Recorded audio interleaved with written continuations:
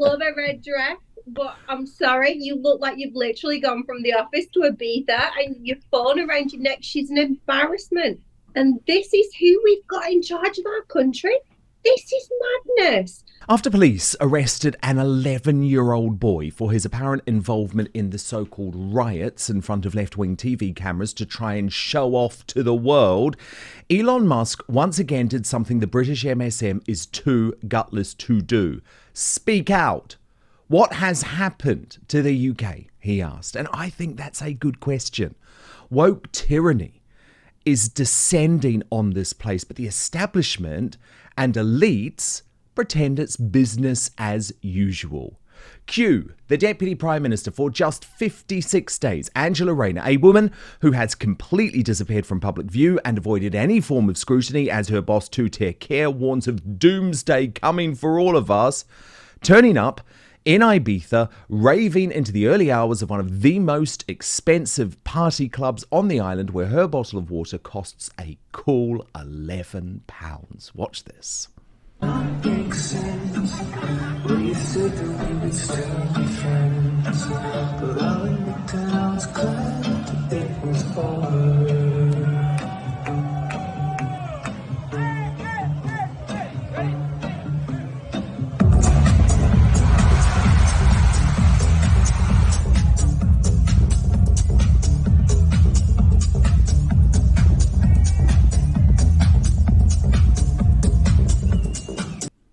Okay, firstly, the dad dancing was cringe. We agree on that, right?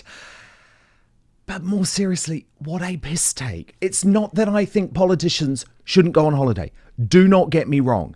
But this woman has barely been in post as our Deputy Prime Minister, for God's sake. She is taking away pensioners' winter fuel payments. So that sort of display is beyond tone deaf and arrogant. Not to mention the fact that she is enjoying herself at a nightclub when her government just this week revealed plans to destroy British hospitality with an outdoor smoking ban.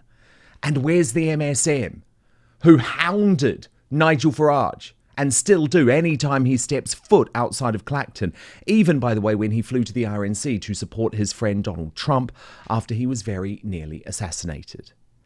But all of this always comes back to Farage and the so-called far-right bogeyman. I am worried about the far right. I'm worried about populism and nationalism and the politics of the easy answer, the snake oil, if you like. And I think it's very important that we have a debate about how we confront that.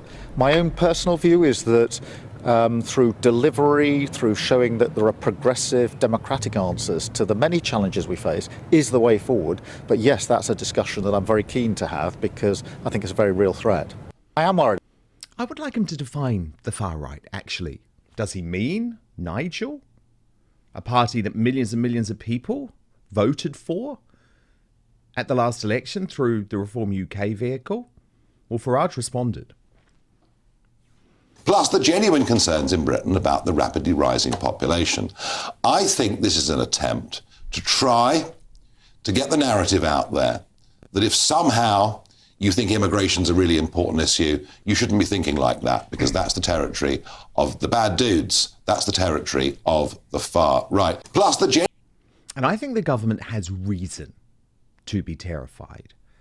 Because while Starmer chooses to ignore the concerns of mass migration and instead demonize anyone who tries to raise this as a cause for our decline, astonishing new figures have shown today why we need to be desperately concerned.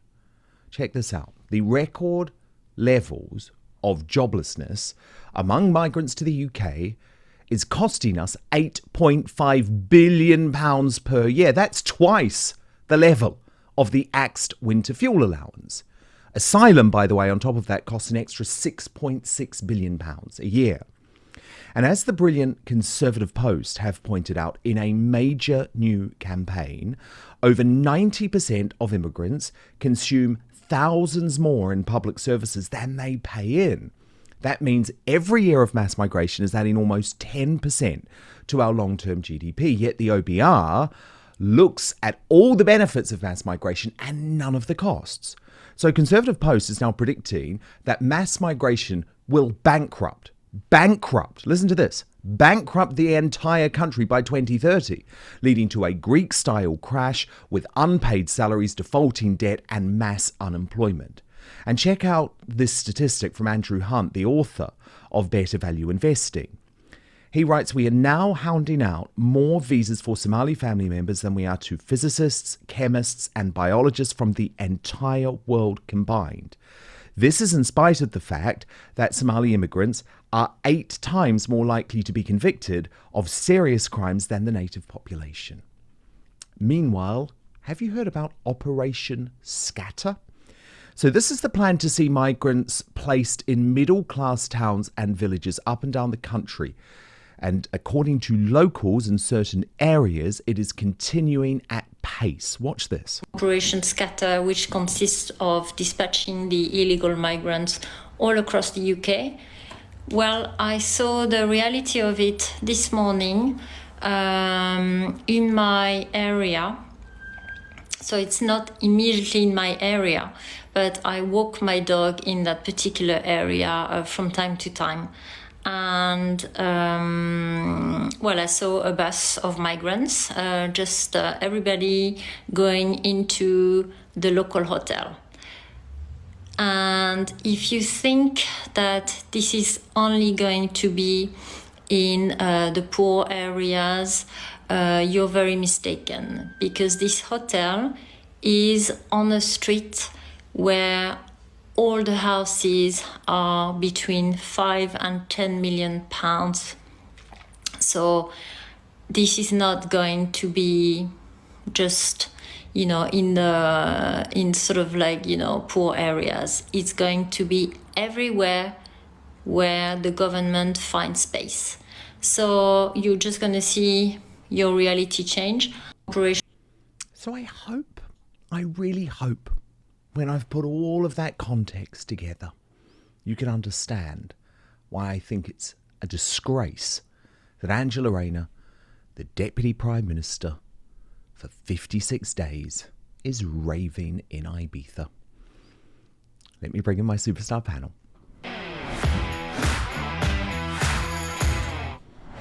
And what a lineup to end the week. 2 former 2ICs who should probably really be running the show, right? Ex-Deputy Leader of Reform UK, Ben Habib, and the ex-Deputy Leader of UKIP, Rebecca Jane. So, Ben, am I being too harsh on Angela Rayner here?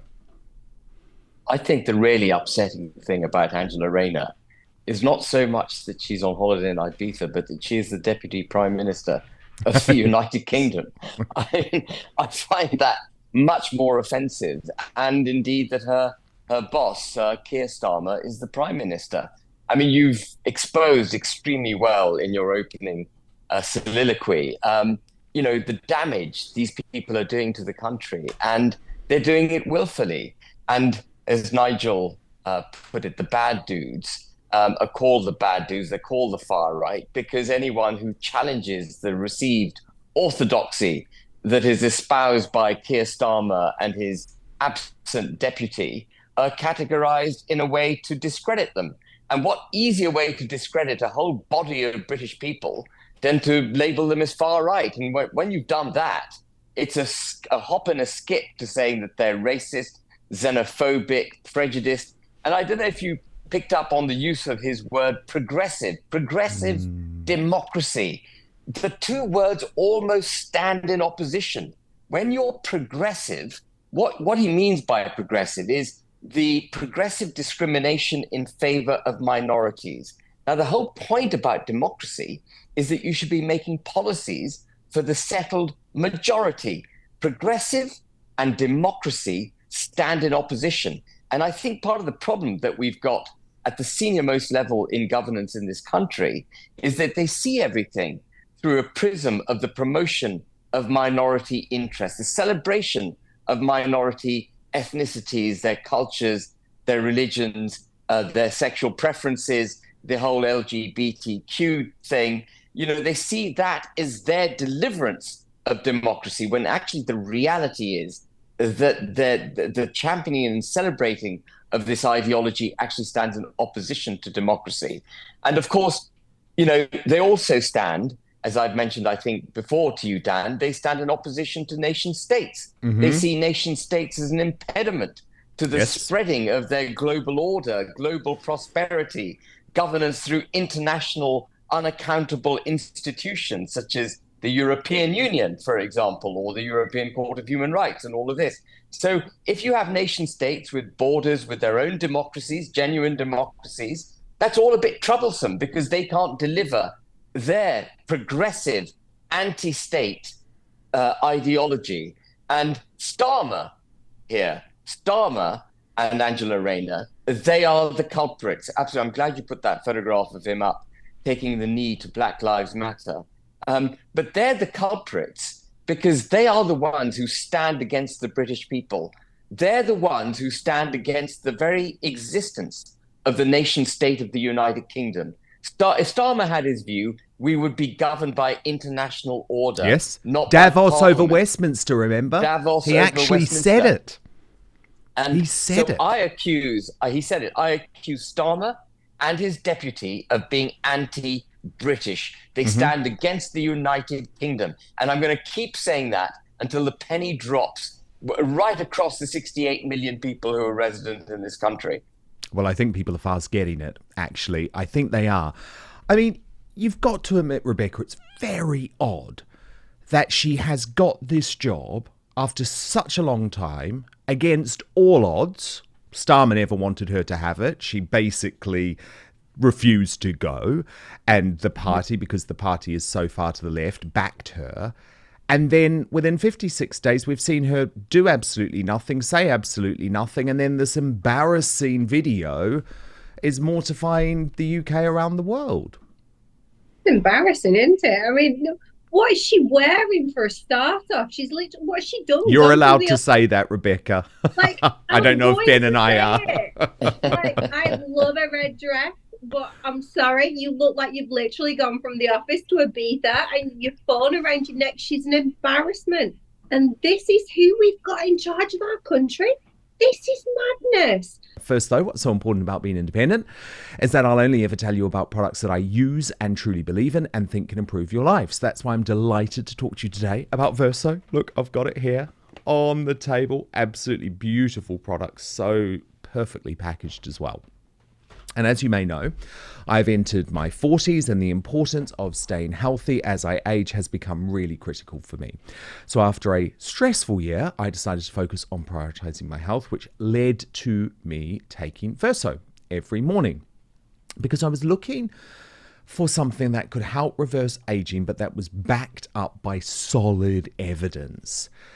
And that's where Verso is so effective. It's called Cellbean. That's the main product. It has scientifically proven ingredients that fight the effect of aging by increasing NAD+ levels, which is the stuff that powers every cell in your body. Now, I've been taking the product for a number of months now, right at the start of my day, and it has been genuinely transformative. I have found fasting easier and have lost fat. I'm eating less too, believe it or not, because you know I love my food. But the team at Verso tell me that's due to its blood sugar regulation effects, which lead to fewer cravings. I'm sleeping better as well, which is a really positive thing. So this has taken years off my life, this product, Verso. And Verso also publishes third-party testing from each batch produced to guarantee you are getting what you paid for. And I'm very excited to say that Verso has an amazing offer today. If you head right now to buy.ver.so/outspoken, you will save 15% off your first order. All you need to do is enter the coupon code outspoken at checkout. The link is going to be in the show notes on YouTube and Rumble right now. It's already there, in fact, but I will repeat that address for you, buy.ver.so/outspoken. Use the coupon code outspoken. You won't regret it. I mean, to be fair, I'm going to keep saying this, and I agree with everything that Ben said. I just sit there and I nod because every time I always agree with everything that Ben said. But I am going to say this. Who actually in this country actually genuinely voted because they wanted Keir Starmer and Angela Rayner at the head of our country? Nobody. I don't care what you say. Nobody actually voted for them. They voted for the Labour Party because it was the best of a bad bunch of people and because the Conservatives have done so much damage. and reform didn't have long enough to get the traction behind them. Nobody actually really wanted these two morons in charge of the country. And she proves it perfectly that she doesn't care about us. She doesn't care about Britain. Everything that Ben just said, neither of them, they are anti-British, which makes perfect sense why she's taken herself off to Ibiza. Yeah. She can stay there, actually. Oh, God. I don't think they're going to want too much of that dancing, to be perfectly honest. And you've also got to see the irony that there she is having a great time in a place that really focuses on the hospitality industry, when the Labour Party has made an announcement this week, well, not a formal announcement, but have confirmed that they are going to scrap the ability to even smoke outside in a pub beer garden. This is a plan we've learned today through the Times newspaper that was personally pushed by Christopher Whitty. There's that guy again, remember him from the pandemic, getting involved in every aspect of our life. Just before you react, Ben, this was Nigel Farage in the boozer last night having a smoke. Protest fags. Well, it's not a protest. I mean, this is what I do every day. And the Prime Minister wants to criminalise me. And the danger of it is that they did this in Australia. They made smoking almost impossible. They tax cigarettes to the extent where they're now £35 a packet. So the criminal gangs now don't bother with cocaine. Forget that. Cocaine's boring. Cigarettes are very exciting. And so they run the whole tobacco industry. Shops everywhere sell cigarettes under the counter. Hairdressers sell them. Newsagents sell them. And you've now got gang warfare. There have been 97 firebombing arson attacks in Melbourne alone in the last 2 years. So if you take a legal activity and you effectively criminalise it, you hand it literally into the hands of the bad guys. I wonder whether the Labour Party have thought that through, or frankly thought anything through. I bet they haven't. But Ben, what's your take on this one? Well, Nigel makes a very important point that actually, if you force it underground, you're going to criminalise it. You're going to create a job for our already stretched criminal justice system, which can't cope with other things. He could have gone on to say that it's paradoxical, if not ironic, that every 5 yards you take now in London or any other urban place in the United Kingdom, you can smell weed all over the place, which is already illegal. But they haven't stamped on that. Frankly, I'd rather sit in the beer garden of a pub with a pint and a fag. In my case, perhaps a cigar if I'm, had too much to drink. I'd rather do that than sit cross-legged or on a park bench smoking a filthy, horrible little spliff, But the bigger point here, I think, is the nanny state, the ever-creeping dictatorial nanny state, which is making decisions on our behalf, telling us that we aren't able to judge what is risky, what is bad for us, that they will do it for us. They will force us to behave in a particular way. And, again, it's eye-bobblingly crazy that they are stamping down on cigarette smoking while we've got knife crime through the roof, while we've got illegal migration through the roof, while we've got an economy on its back, all these major issues that we need our government to grapple with are being put on a back burner, and they put this out there, as if it's their St. George in pursuit of a dragon. Well, I can tell them killing the tobacco industry is not a dragon. What they're doing is killing actually something that has been part of our social fabric for thousands of years. People have, done something, smoked something. Let them get on with it. It's not damaging anyone. No, indeed. And just before you come in, Rebecca, I wanted to talk about the way that the mainstream media have managed to completely divert the criticism over this issue to attack a Conservative MP. Now, Esther McVeigh, friend of mine, I think she's a really good woman. She posted on X, first they came for the communists and I did not speak out because I was not a communist. Then they came for the Jews and I did not speak out because I was not a Jew.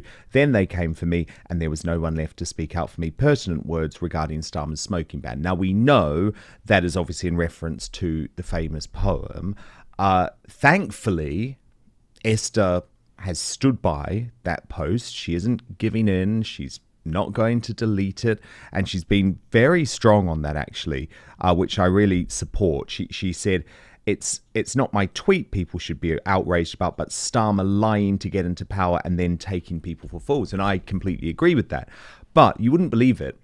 On Woke ITV last night, they decided that this was the story. They actually start by saying the smoking ban's great, everyone loves it, but the real controversy is Esther McVeigh's post on X. Watch this. Now, the reaction from drinkers there was mostly positive, but for Tory politicians, it was rather different. And Jasmine is here to talk about all this, in particular former Minister Esther McVeigh posting a poem on social media evoking the Holocaust. Now, I've seen politicians saying some strange and one might argue stupid things in my time, but blimey now, talk us through it.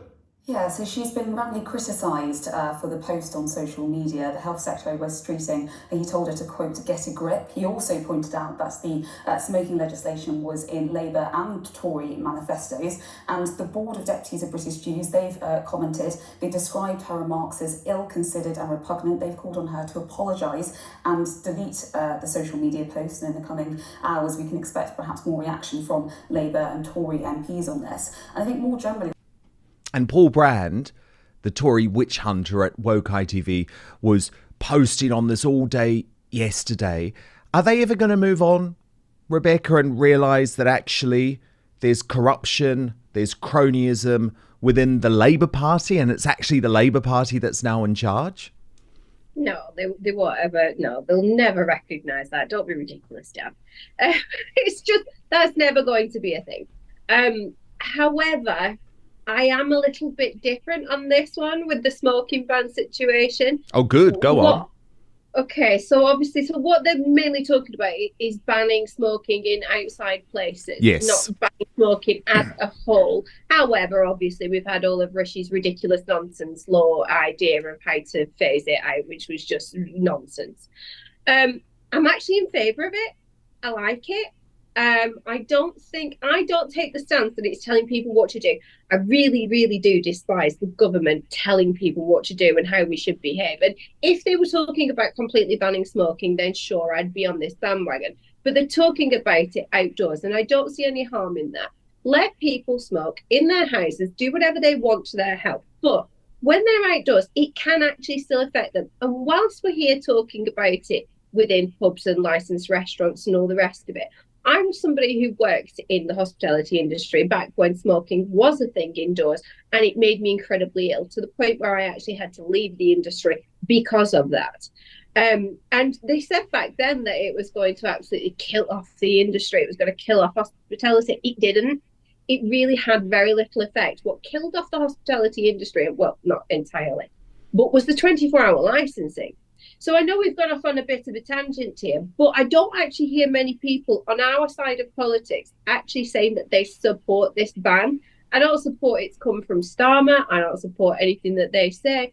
But as a human, for me, I do agree with it. I do like it. But I think we've gone far enough and they shouldn't be banning everything altogether. See, I can't stand smoking, but I feel like this is a really good compromise, and it always has been a really good compromise. And the problem is, all you're going to do is push smoking underground. And I feel like, come on, taking away the smoking area, it's just, it's too much for me. But it's not just two-tier media coverage that we're now dealing with, two-tier healthcare.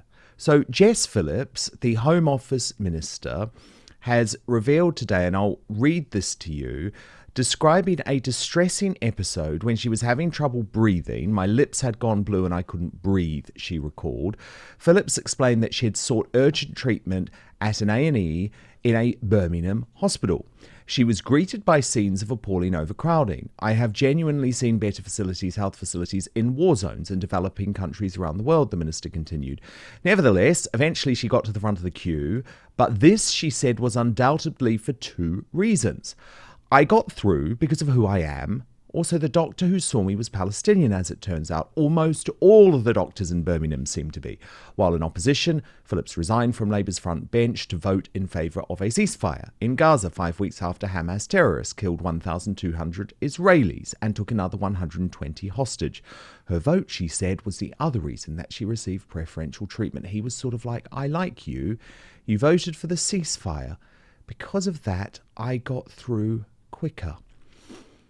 Ben Habib, so are we thinking now that Jewish folk in Birmingham are not receiving the same health care as Jess Phillips? And shouldn't this be considered a real outrage rather than something that she seems to be celebrating to promote her book, even though she's now a Home Office minister? Well, I completely agree with you. And, you know, many of us in politics have bemoaned the fact that sectarianism is back in political debate. People are standing on sectarian tickets in order to get elected. And now we're seeing it playing out in the health service, that if you have a particular view on politics, you may or may not get treated. And God forbid that you're of the wrong religion or, you know, wrong color or whatever it may be. I mean, that is actually that Palestinian doctor, if he treated her the way he did, in part because of her political disposition, would suggest to me that he's actually verging on, deep prejudice and a breach of his Hippocratic oath. And he should be taken to task. All these laws that Starmer's brought in or was bringing in order to shut down debate ought to be used, I think, to challenge this doctor on his ethics.